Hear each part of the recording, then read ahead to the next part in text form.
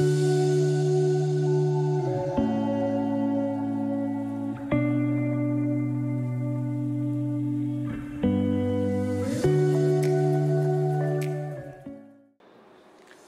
I'm Dr. B. Saikant Kumar, consultant nephrologist from AS Clinics, Kottapet. ఇవాళ మనం ఏం తెలుసుకుందామంటే chronic kidney disease అంటే ఏంది. క్రానిక్ కిడ్నీ డిజీజ్ అంటే కిడ్నీ ఫంక్షనింగ్ అనేది 3 మంత్స్ కంటే ఎక్కువ రోజులు ఎఫెక్ట్ ఉంటే దాన్ని క్రానిక్ కిడ్నీ డిజీజ్ అంటాం. ఏదైతే పనితీరు కిడ్నీది మెల్లమెల్లగా పనితీరు తగ్గిపోయి 3 మంత్స్ కంటే ఎక్కువ రోజులు ఉంటే అది రికవర్ అయ్యే అవకాశాలు తక్కువ అనుకుంటాం కాబట్టి దాన్ని క్రానిక్ కిడ్నీ డిజీజ్ అంటాం. ఇందులో 5 స్టేజెస్ ఉంటాయి.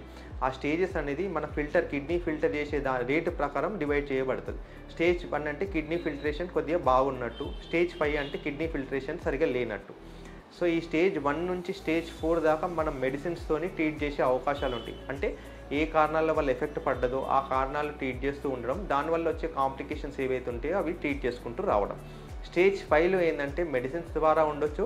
స్టేజ్ 5లో చివరి స్టేజ్లో ఏమవుతుందంటే డయాలసిస్ వచ్చే అవకాశాలు ఉంటాయి. సో అప్పటి వరకు మనం మెడిసిన్స్తో ట్రీట్ చేసి, ఒకవేళ ఆ మెడిసిన్స్తో కూడా ట్రీట్ చేసినా కూడా కిడ్నీ ఫెయిల్యూర్ అనేది పెరుగుతూ ఉండి సిమ్టమ్స్ వస్తే మాత్రం డయాలసిస్ ఇనిషియేట్ చేయాల్సిన అవసరం పడుతుంది.